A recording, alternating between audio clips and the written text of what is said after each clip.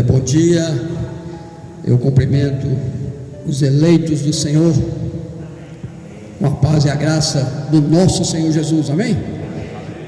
Como é bom, né? Apesar da chuvinha, estarmos aqui, porque Deus está aqui, irmãos, conosco. Ele diz: onde estiver dois ou mais, eu estarei presente. Nós somos aqui, né, uma quantidade que Ele está presente, né?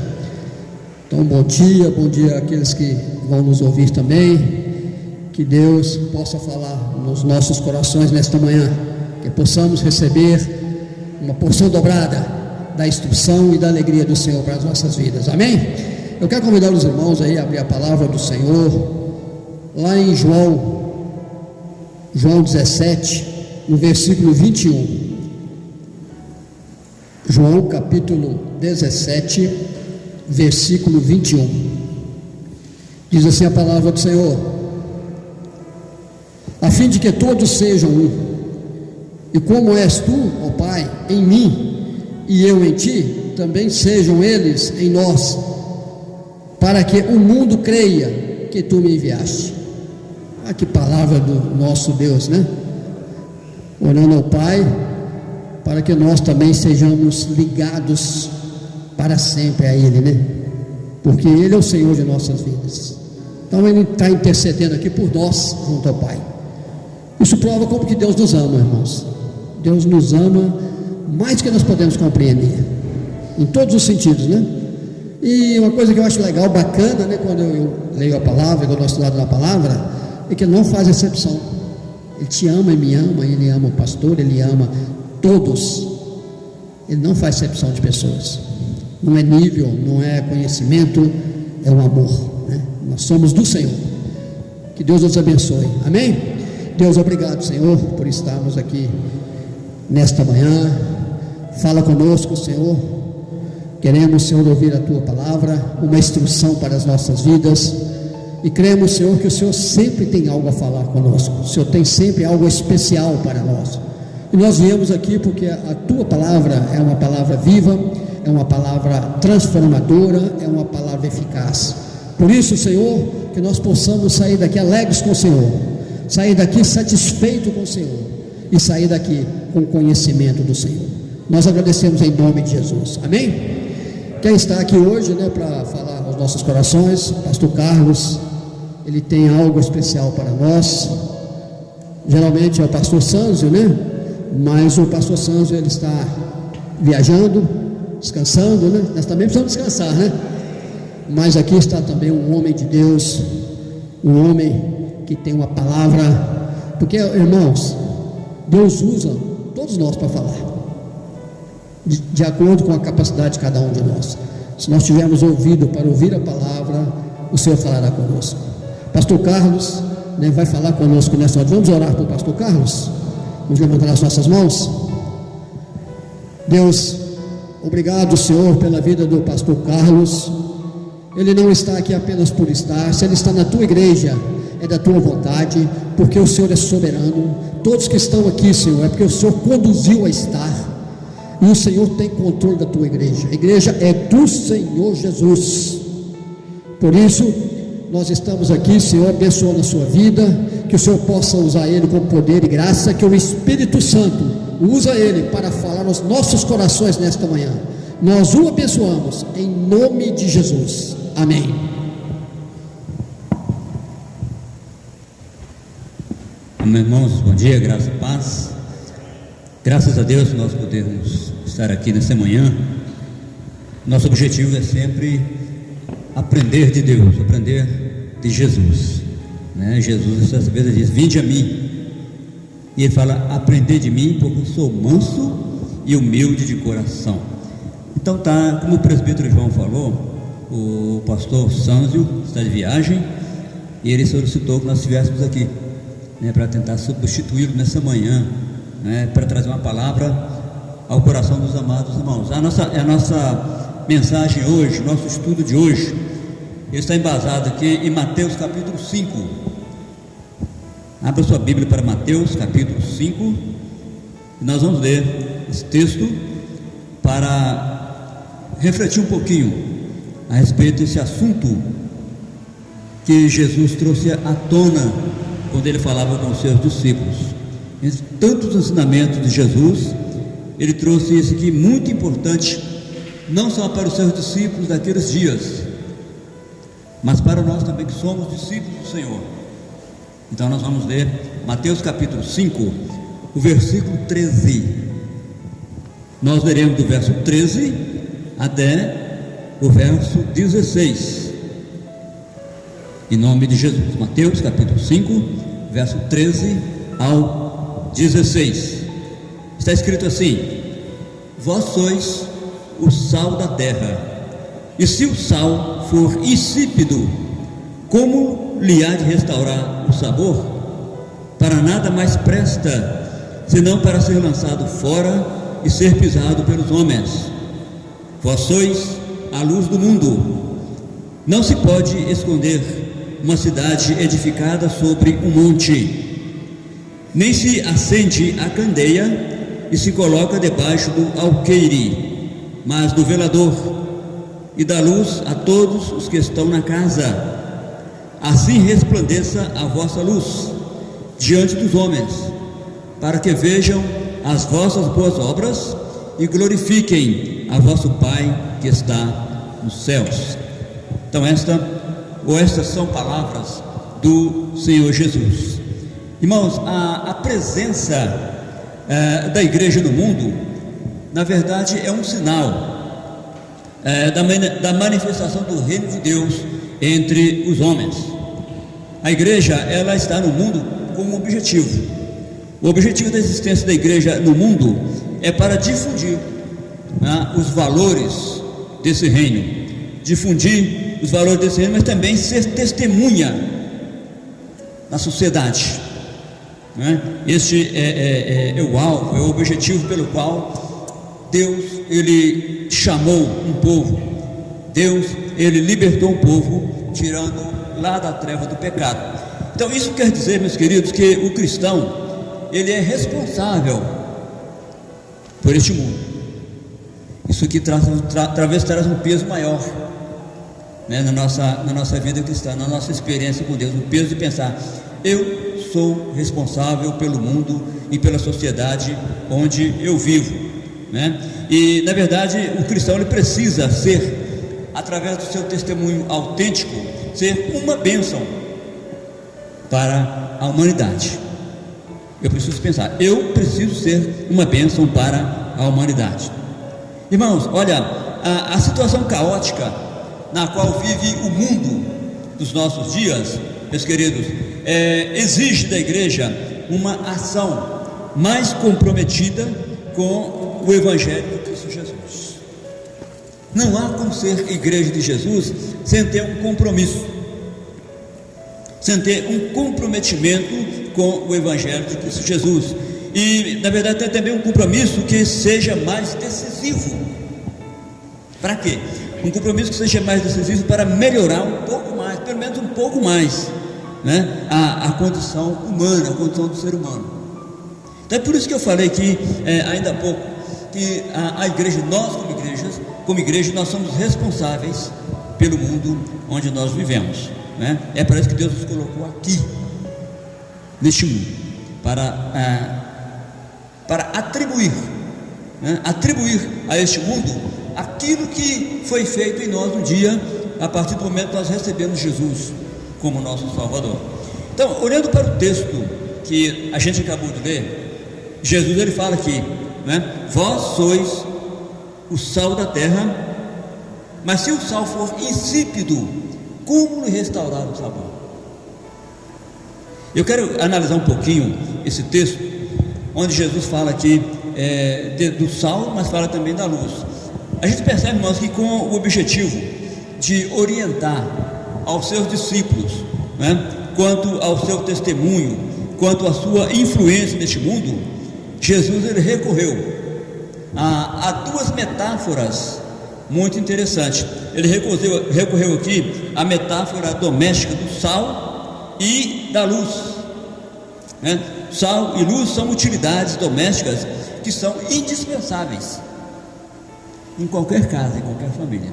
Já naqueles dias de Jesus, eram utilidades realmente indispensáveis. Naquela época, qualquer casa, qualquer família, por mais pobre que fosse, lá havia sempre a presença do sal e da luz. Claro que quando se fala de luz, não era energia elétrica como nós temos aqui, era tudo muito mais arcaico, né? Era a lamparina, ou era a candeia, a expressão bíblica, né? Mas tudo isso era indispensável naqueles dias. Hoje não. Hoje nós sabemos que existem técnicas de congelamento que preservam os alimentos por muitos anos, não é verdade? Então nós sabemos disso. Porém, nos dias de Jesus, utilizava-se o sal como condimento, usava-se o sal como preservativo. E na verdade todos nós sabemos que ainda hoje é assim, não é? Em muitos lugares. Qual brasileiro que nunca ouviu falar ou que nunca comeu, né, a chamada carne de sol? Quem lembra aí da carne de sol? Carne de sol, a carne de charque, que mais? Jabá, né? Alguns chamam também de carne cearense. Ou seja, mas na verdade o segredo sempre está onde? O segredo sempre está no sal, né? Que conserva, e o sal que dá sabor. Então Jesus usou isso aqui com muita propriedade, né? com muita alusão à realidade, né? Então, na verdade, naqueles dias, irmãos, quando o sal, ou quando era mais possível usar o sal por ter perdido a sua qualidade, o que era feito naqueles dias? O que era feito é que aquele sal, ele era varrido e ele era lançado na rua, de maneira que todos que passavam na rua pisavam no sal, porque na verdade ele não tinha mais substância, não tinha mais a sua essência, né? Ele perdeu a sua salinidade, não dá mais sabor. Então Jesus falou que para nada mais presta senão para ser pisado pelos homens, seja, ser lançado fora e ser pisado pelos homens. Agora, interessante é que o sal, ele não era lançado em um terreno fértil, em um solo fértil. Por quê? Porque ele poderia, na verdade, destruir, né, a fertilidade do terreno. Para você perceber, né, quão danoso seria o sal sem o seu sabor, sem o seu poderio, né, de conservar, de preservar e até mesmo de dar o seu próprio sabor. Assim a gente vê que o sal, ele pode conservar a sua aparência. Quando a gente olha para essa realidade, ele conserva a sua aparência de sal, mas ele não conserva a sua essência, ele não conserva a sua qualidade. Em termos gerais aqui eu poderia dizer que ele não conserva o seu caráter. Que agora vamos chamar isso agora para a vida humana, né, do caráter que precisa ser preservado. Então o sal é mais ou menos isso que Jesus estava querendo ensinar aqui.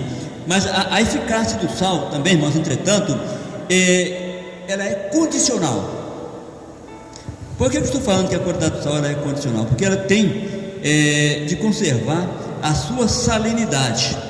Mas em termos práticos, o sal ele não pode perder a sua salinidade, ou seja, a sua qualidade de sal, a sua essência, né? o seu poder de ser.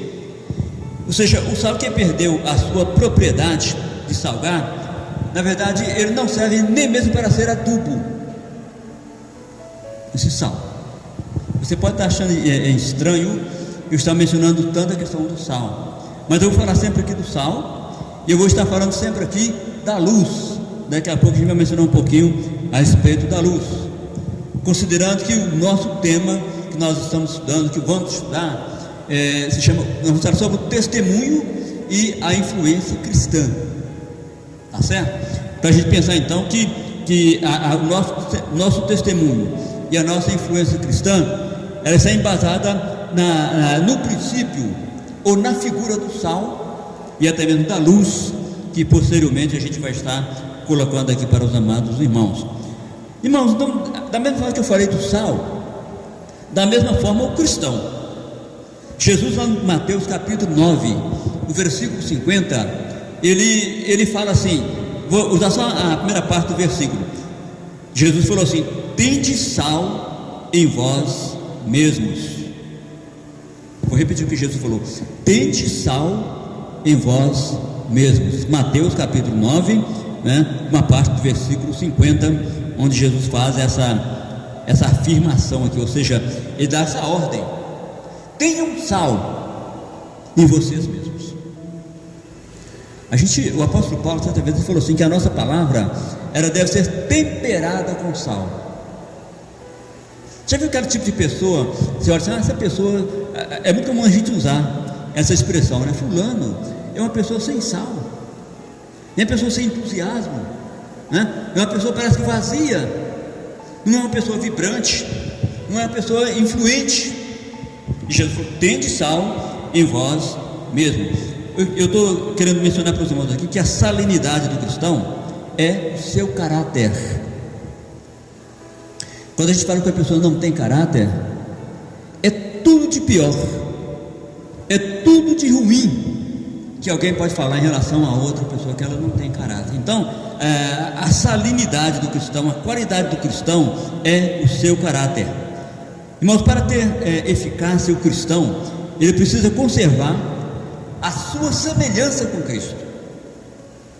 O cristão que se assemelha a Jesus, podemos dizer que nele existe qualidade de salinidade, existe nele sal. Quando se pode ver a semelhança de Cristo nessa pessoa. Essa semana eu conversava com alguém, essa pessoa falou comigo assim, a respeito de alguns crentes que são pessoas humildes, são pessoas abençoadas, né? E eu falei, irmãos, isso é importante. Isso é porque essa pessoa anda com Jesus, essa pessoa reflete Jesus na sua vida. Aí ela virou para mim e falou: pastor, mas isso é muito difícil. Alguém está refletindo Jesus, alguém está sendo a semelhança de Jesus. Eu falei: não é difícil. A partir do momento que eu me submeto ao Senhor, e eu vou ser semelhante a Ele, eu vou buscar ser semelhante a Ele, né? E eu disse então uma palavra que o apóstolo Paulo falou: sede meus imitadores, como eu sou de Cristo. Então eu disse para essa pessoa assim: olha, se você acha difícil ser imitador de Jesus, seja então imitador do apóstolo Paulo, porque Paulo falou exatamente isso: sede meus imitadores, como eu sou de Cristo. Então, se eu não posso imitar Jesus, eu vou imitar o apóstolo Paulo, porque se eu estiver imitando o apóstolo Paulo, consequentemente eu estarei imitando o próprio Senhor Jesus, porque Paulo, ele se deixava refletir, ou deixava refletir em si, né, a pessoa do Senhor Jesus. Então, para ter eficácia, o cristão precisa conservar a sua semelhança com Cristo, assim como o sal deve preservar a sua salinidade. É tão ruim, né, você comer uma comida sem sal. Há pessoas que precisam comer uma comida menos temperada, né? Mas a comida totalmente sem sal é difícil de ingerir, né? Agora, a gente precisa entender que o sal, além de salgar, o sal ele tem outras qualidades. Ele vem para salgar, ele vem para dar sabor, ele vem para ser preservativo dos alimentos, não é? Ele vem para conservar os alimentos. Mas o sal tem uma qualidade, que eu trago essa qualidade para a nossa vida como povo de Deus. Eu trago essa qualidade para nós como igreja de Jesus. O sal, irmãos, ele tem também uma qualidade, é o seguinte: o sal, ele provoca sede. Pega sua mão, enche sua mão de sal e joga na boca. Vai dar sede, não vai? Você vai ter vontade de beber água, né? Você come uma comida salgada, você pega lá como um bacalhau ou uma carne salgada, aquilo dá sede. Eu gosto de ilustrar isso aqui, mostrando que é exatamente este o nosso papel, o papel do nosso testemunho, o papel da nossa influência no mundo em que nós vivemos. Qual é? Provocar sede nas pessoas que estão ao nosso redor, provocar sede de Deus na vida das pessoas. Olha para um cristão, olha para um crente que anda com Jesus, um crente que tem a sua vida semelhante à de Cristo Jesus, que deixa Cristo ser refletido em si. O que acontece? Muitas vezes não precisa nem de falar muita coisa a respeito da Bíblia. Às vezes não precisa nem dele andar com a Bíblia na mão, porque a sua própria vida, o seu testemunho provoca sede nas pessoas que o cercam. Você já viu aquele cristão, aquele crente que está em determinado lugar, e as pessoas olham para ele e falam: há alguma coisa diferente em você? Existe alguma coisa diferente na sua vida? O que tem de diferente, de bom em você? A sua presença quando você chega na empresa, quando chega na escola, quando chega em qualquer lugar, a sua presença atrai a atenção das pessoas. Isso é o quê? É aquele cristão que vive como se fosse sal. Ele provoca sede naqueles que estão ao seu redor. Então, irmãos, é interessante nós olharmos para essa realidade, que nós precisamos provocar sede, porque nós somos sal, somos discípulos, somos sal da terra, e o sal, ele está aí, é para preservar, né, o alimento, é para preservar, é para evitar que determinado alimento venha a apodrecer, a se estragar. Então nós, como igreja que estamos aqui neste mundo, estamos aqui para isso, para permitir que esse mundo ele seja salgado, ele seja conservado, né, por causa da existência da igreja aqui na terra. Então este é um princípio que Jesus coloca aqui no texto que nós estamos examinando, Mateus capítulo 5, 13 em diante. Mas nós não falamos apenas do sal. Jesus não fala apenas do sal, ele fala que a igreja também, ele é a luz do mundo, né? Jesus aqui, ele apresentou a sua segunda metáfora, que é a luz. A luz. Quando nós chegamos na igreja hoje pela manhã, a energia elétrica havia acabado, estava um tanto quanto escuro, né? Mas de repente a luz brilhou, veio novamente e estamos no clarão da luz. Então Jesus, ele apresentou aqui essa segunda metáfora com uma afirmação semelhante à primeira afirmação. Primeiro ele falou: vós sois o sal da terra. Semelhantemente ele falou assim: vós sois a luz do mundo. Está aí, né, o versículo seguinte: vós sois a luz do mundo. Não se pode esconder uma cidade edificada sobre um monte. Vamos parar aqui nesse versículo 14, no versículo seguinte aqui, verso 14: vós sois a luz do mundo. É verdade, irmãos, que Jesus, depois ele diria o seguinte: Jesus falou de si próprio, ele falou assim: eu sou a luz do mundo. Lá em João capítulo 8, versículo 12, não precisa de abrir não, mas João 8, do versículo 12, ele fala: eu sou a luz do mundo, se referindo a si próprio, que ele é a luz do mundo. Mas por derivação, meus queridos irmãos, por derivação, nós também somos luz. Por quê? Porque nós brilhamos com a luz de Cristo Jesus no mundo. Se você recebeu Jesus como seu Salvador, se você tem uma experiência de vida com Jesus agora, diferente da vida que você tinha lá fora, hoje você é luz, porque a luz de Jesus, ela reflete na vida daquele que eu tenho, na vida daquele que o recebe como Salvador, na vida daquele que nasceu de novo. Então nós também, por derivação, como eu falei aqui, nós somos também luz deste mundo, por brilharmos com a luz do Senhor Jesus. Agora Jesus, ele esclarece lá em Mateus capítulo 5, versículo 16, esse texto aqui, ele vai falar aqui no verso 16: assim resplandeça a vossa luz diante dos homens, para que vejam as vossas boas obras e glorifiquem a vosso Pai que está nos céus. Essa declaração de Jesus aqui traz aqui um esclarecimento. É o seguinte, que considerando que a luz é um símbolo bíblico comum da verdade, a luz do cristão, ela deve ser certamente incluída no testemunho verbal do cristão. Se eu sou cristão, e se essa luz aqui ela vem como um símbolo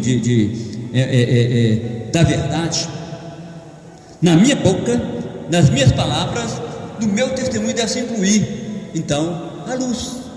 Ou seja, eu preciso ser luz naquilo que eu falo, e eu avanço um pouquinho mais, eu preciso ser luz naquilo que eu estou ouvindo, preciso ser luz naquilo que eu estou vendo, e preciso ser luz no meu comportamento, porque quando a gente fala de testemunho, a gente está falando de comportamento cristão, né? Já falei anteriormente a questão do caráter.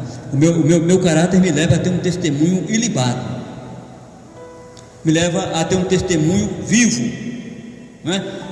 E se vivemos assim, irmãos, a profecia do Velho Testamento de que diz que o servo do Senhor seria uma luz para os gentios, está lá no livro de Isaías.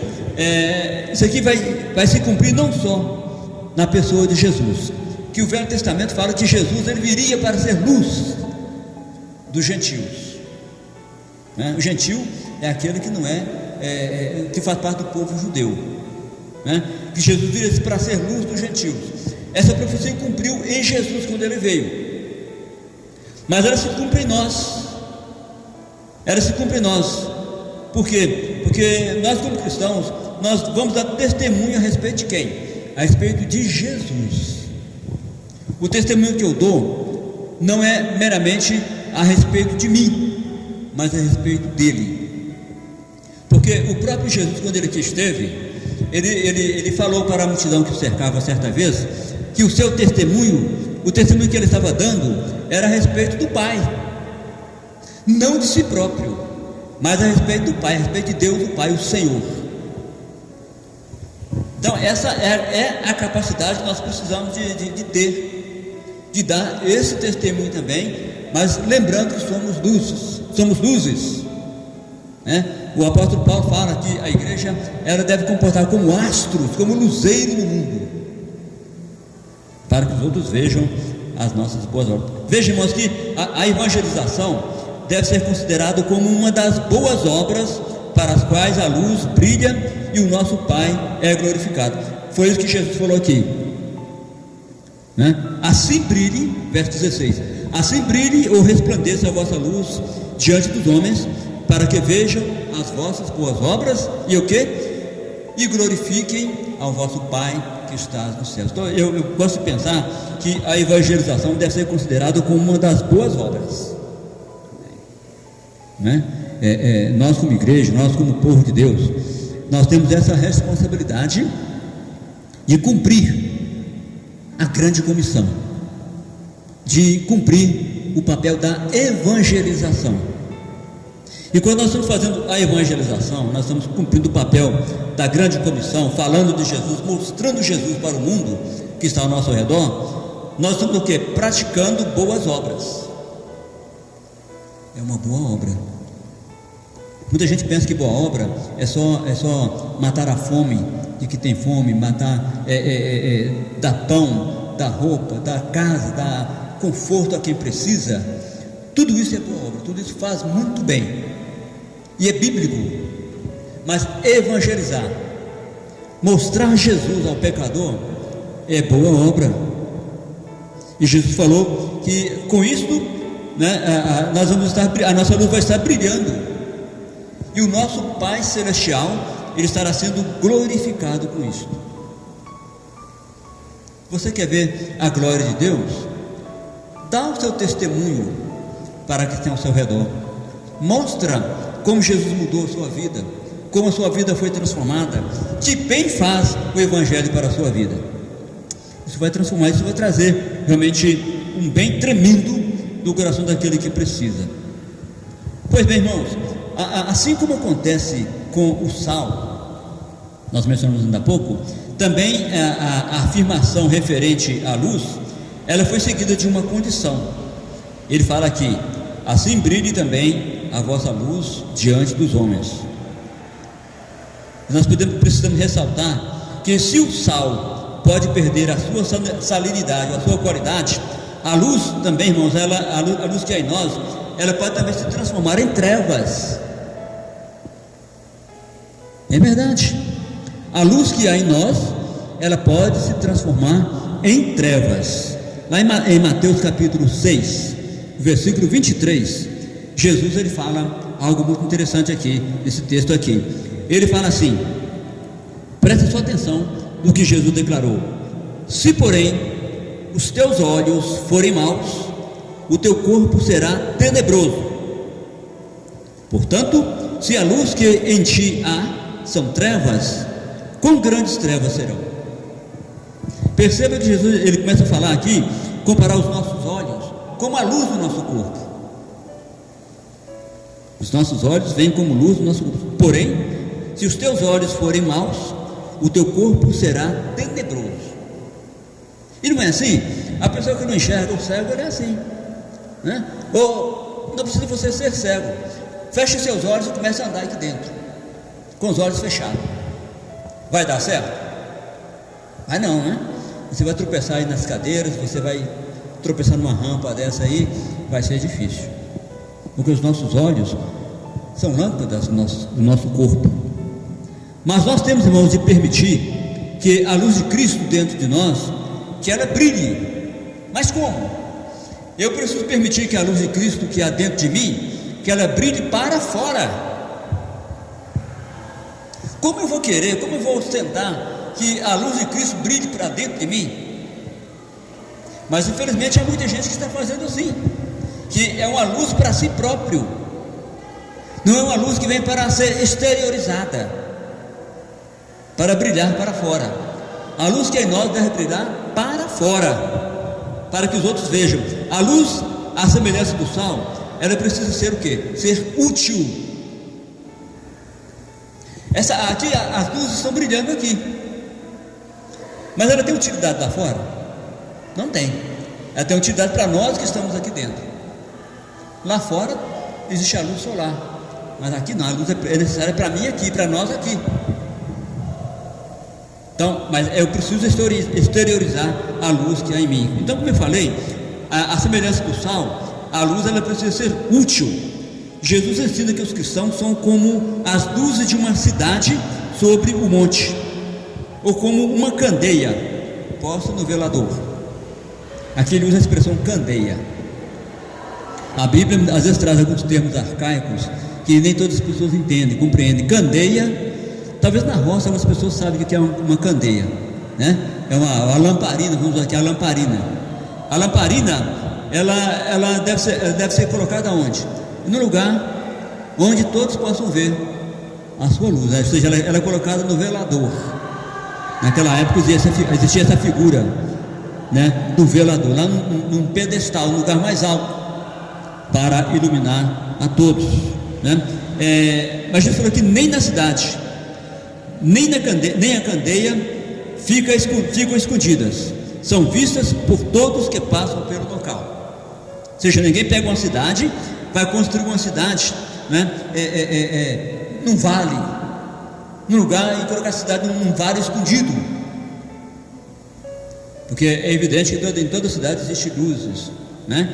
Mas a gente sabe que Jesus falou isso aqui, mas ele mostra também que a lamparina, a candeia, ela é colocada num lugar onde ela possa refletir a sua luz. Isto é, irmãos, na qualidade de discípulos de Jesus, nós não devemos esconder a verdade que conhecemos ou a verdade que somos.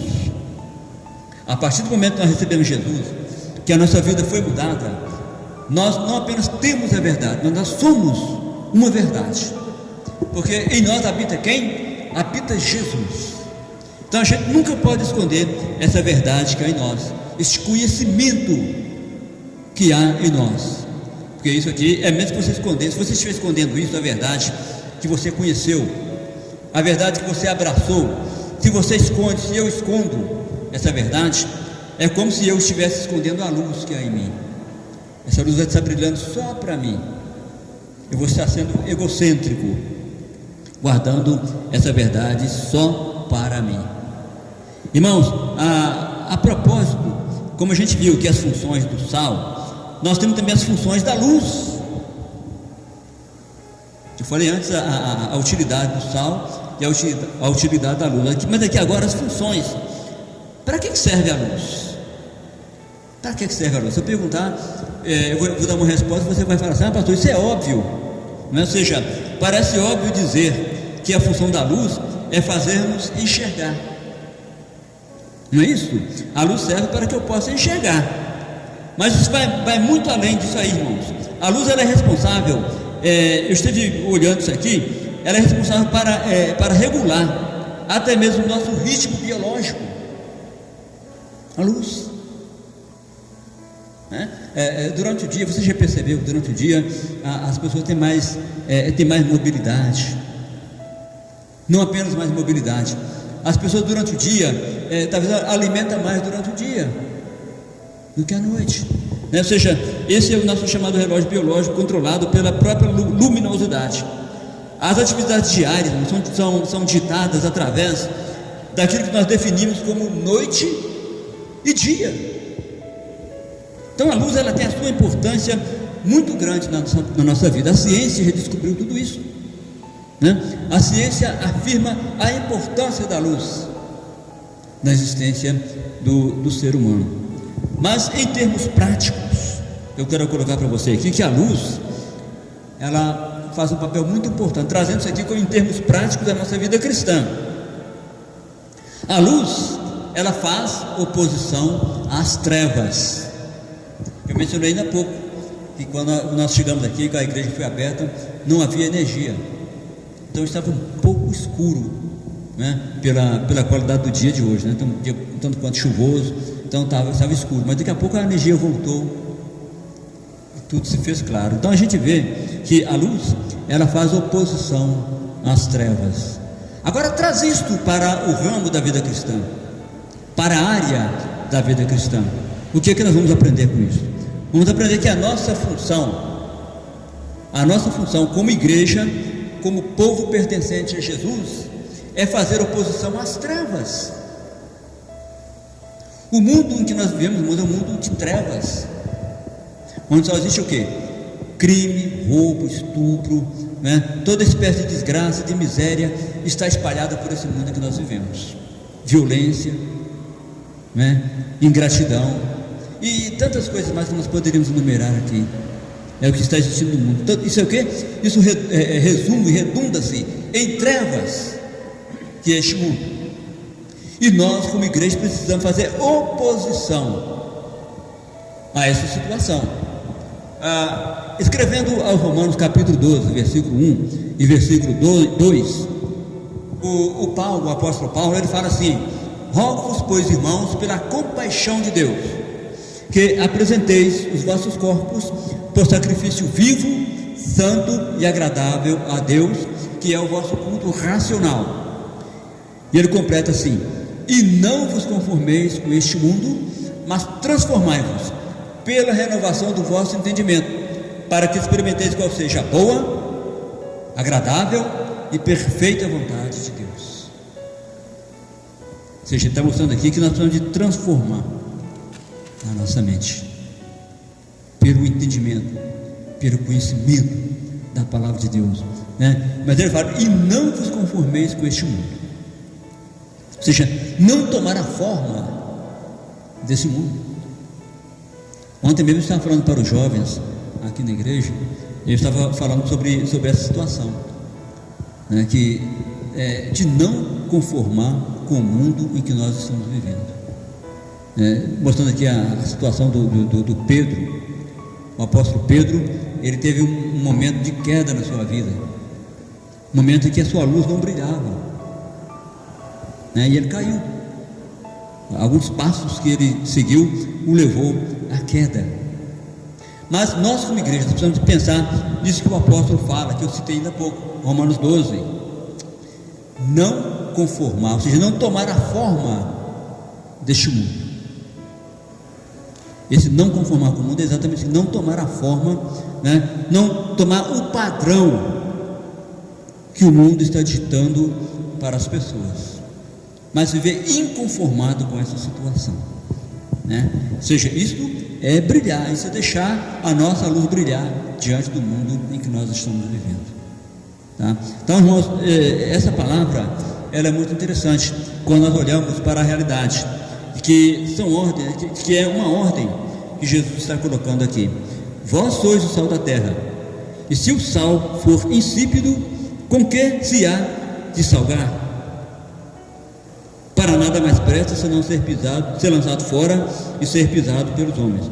Vós sois a luz do mundo. Não se pode esconder uma cidade edificada sobre um monte, nem se acende a candeia e se coloca debaixo do alqueire, ou seja, debaixo da cama, mas no velador, e dá luz a todos que se encontram na casa. Aí ele fala: assim brilhe a vossa luz diante dos homens, para que vejam as vossas boas obras e glorifiquem o vosso Pai que está nos céus. Esse ensino de Jesus, ele trouxe esse ensino quando ele pregou o tão conhecido Sermão da Montanha. O Sermão da Montanha, o Sermão do Monte, como queiram, ele começa lá no capítulo 5 de Mateus, ele vai até mais ou menos no capítulo 7 do Evangelho de Mateus. E as pessoas a quem Jesus levou essa mensagem, esse sermão, eram pessoas comuns como nós. Era uma multidão que se colocou ao seu redor. Ele subindo ao monte, num plano mais alto, ele falava de lá e primeiro mostrando as chamadas bem-aventuranças, que está no capítulo 5, no início do capítulo 5 de Mateus, né? Onde ele vai mostrar lá que bem-aventurado são os mansos, bem-aventurados são os humildes, bem-aventurados os pacificadores, bem-aventurados os perseguidos por causa da justiça, e assim vai, cada um com as suas qualidades. Era para pessoas comuns que ele estava trazendo esse ensinamento aqui, mas pessoas que tinham sede, tinham vontade de segui-lo. Então, a partir do momento que nós temos desejo de seguir ao Senhor, meus queridos, nós precisamos de cuidar de uma forma bem detalhada do nosso testemunho. Eu falei aqui que o nosso tema é testemunho e a influência do nosso testemunho. Influência, meus queridos, é uma palavra que diz muito na atualidade que nós vivemos, porque na verdade toda aquela pessoa que lidera alguma coisa na sociedade que vivemos se torna um formador de opinião. Mas eu gosto de pensar que todo crente, todo salvo, toda pessoa que anda com Deus é um formador de opinião. Por onde você vá, as pessoas vão te observar se você é salvo. Um erro desse tamanho que você cometer será visto por aqueles que estão lá fora, porque a nossa vida é como um papel em branco para as pessoas, né? Você já percebeu aqui uma tela como aquela lá? Se tiver qualquer manchazinha pequenininha que seja, um pinguinho pequenininho lá no fundinho, é capaz de qualquer de nós observarmos, porque aquela tela, ela é branca, ela é clara. Assim é a nossa vida perante Jesus, ou perante o mundo, não é? O mundo vai nos observar, porque eles veem em nós a diferença, né? Por isso que você vê de vez em quando no noticiário, sai notícia: o crente fulano de tal, ou o pastor não sei o que, fez isso, fez aquilo ali, vira manchete. Vira manchete. Às vezes a pessoa não é nem aquele cristão real como deveria ser. Se o fosse, não estaria cometendo aquilo que cometeu, mas porque o nome de cristão está ali, aquilo se torna, aquilo vai virilizar na rede social, na televisão, nos jornais, nos meios de comunicação. Por quê? Porque falou que é um cristão. Então o nosso testemunho precisa ser visto da melhor maneira possível e ser tratado, ser cuidado o nosso testemunho. Então esta é a palavra para nós nessa manhã. Mas vamos cuidar da nossa influência. Você se não é, precisa ser uma pessoa influente como cristão. Na próxima lição a gente vai estar mostrando essa realidade aqui, né? Falando um pouquinho mais, de forma mais detalhada, a questão da decisão que tem, como é decisivo o nosso testemunho e a nossa influência na sociedade em que nós vivemos. Amém? Eu espero que isso tenha edificado seu coração, que tenha abençoado a sua vida, que você tenha realmente entendido com certeza, né, a palavra de Deus nessa manhã. Mas nós vamos orar, vamos agradecer a Deus, vamos louvar a Deus pelo aquilo que Ele falou por nós e como nós permitimos que Ele falasse a nós nesta manhã. Vamos orar? Nosso Deus e Pai Celeste, nós agradecemos ao Senhor, nós louvamos, ó Pai, o Teu santo nome pela Tua misericórdia, pela bondade do Senhor para conosco. Nós, ó Pai, Te exaltamos porque cremos que o Senhor nos trouxe aqui para ouvir esta palavra que é Tua, que é verdadeira, essa palavra que é transformadora, essa palavra que gera vida, Senhor. E nós te pedimos, ó Pai, em nome de Jesus, o Senhor tenha misericórdia de nós. Ajuda-nos, ó Pai, a cuidar do nosso testemunho, da nossa influência, da nossa vida, e que nós, ó Pai, possamos estar nos comportando como sal e como luz no mundo em que nós vivemos, ó Pai, para que nós sejamos realmente, ó Deus, cooperadores do reino de Deus, aqui, enquanto nós aqui estivermos. Nós te pedimos a Tua bênção por todos quantos, ó Pai, tenham ouvido a Tua palavra nesta oportunidade. Recebe a nossa gratidão, recebe o nosso louvor e dá-nos a Tua graça para esse dia, em nome de Jesus nós oramos, amém e graças a Deus. Deus te abençoe, tenha um bom dia, em nome de Jesus.